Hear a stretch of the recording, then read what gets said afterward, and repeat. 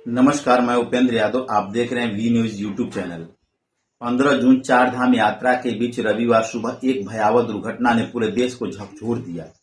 उत्तराखंड के केदारनाथ धाम से गुप्त काशी लौट रहे एक हेलीकॉप्टर के दुर्घटनाग्रस्त हो जाने से 7 लोगों की दर्दनाक मौत हो गई।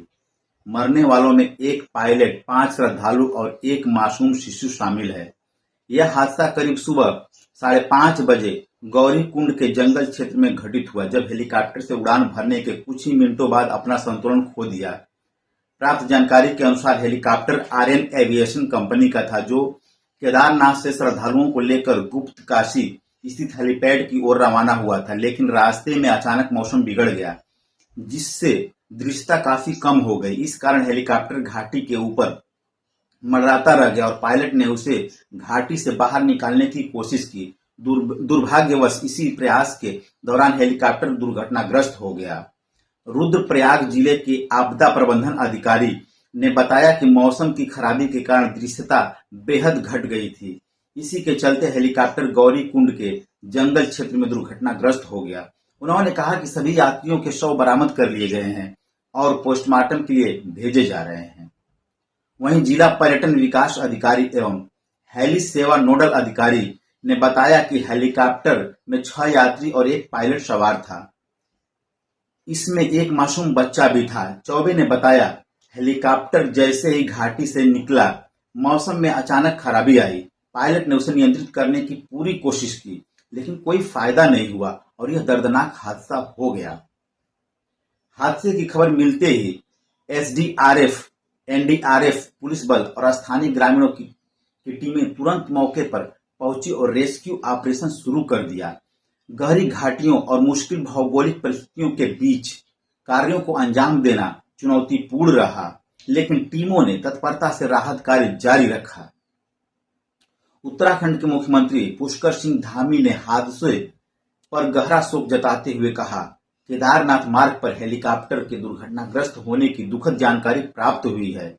राज्य की एसडीआरएफ, एनडीआरएफ और पुलिस राहत बचाव कार्यों में जुटी हुई है।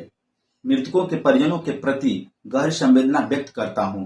ईश्वर दिवंगत आत्मा को शांति दे। मुख्यमंत्री ने संबंधित विभागों को निर्देश दिया है कि यात्रियों की सुरक्षा को सर्वोच्च प्राथमिकता दी जाए और हेली सेवाओं की तकनीकी जांच अनिवार्य रूप से की जाए। उत्तराखंड में यह कोई पहला मौका नहीं है जब हेली सेवाओं के दौरान ऐसा भीषण हादसा हुआ। बीते 8 मई को उत्तरकाशी जिले में गंगोत्री धाम जा रहे एक हेलीकॉप्टर के दुर्घटनाग्रस्त होने से 6 लोगों की मौत हो गई थी। उस हादसे ने भी राज्य सरकार और हेली ऑपरेटरों की कार्यशैली पर गंभीर सवाल खड़े किए थे।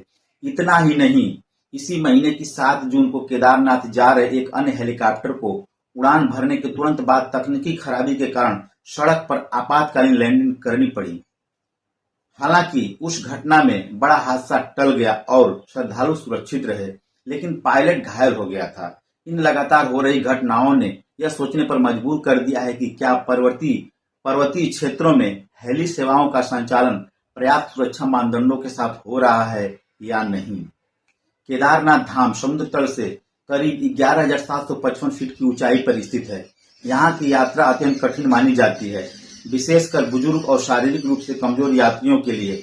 इसीलिए हर साल हजारों श्रद्धालु हेली सेवाओं के जरिए केदारनाथ पहुंचते हैं, लेकिन इन हेलीकॉप्टर सेवाओं पर अब सवाल उठने लगे हैं।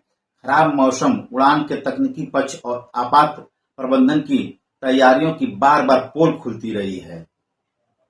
राज्य सरकार ने हादसे की उच्चस्तरीय जांच के आदेश दे दिए हैं।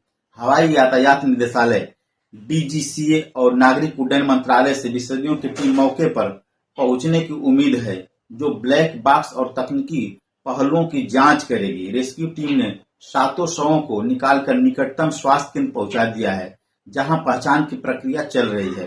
प्रशासन ने मृतकों के परिजनों को सूचना दे दी है। इसके साथ ही संबंधित राज्य सरकारों से समन्वय स्थापित कर शवों को उनके गृह जिले भेजने की व्यवस्था की जा रही है।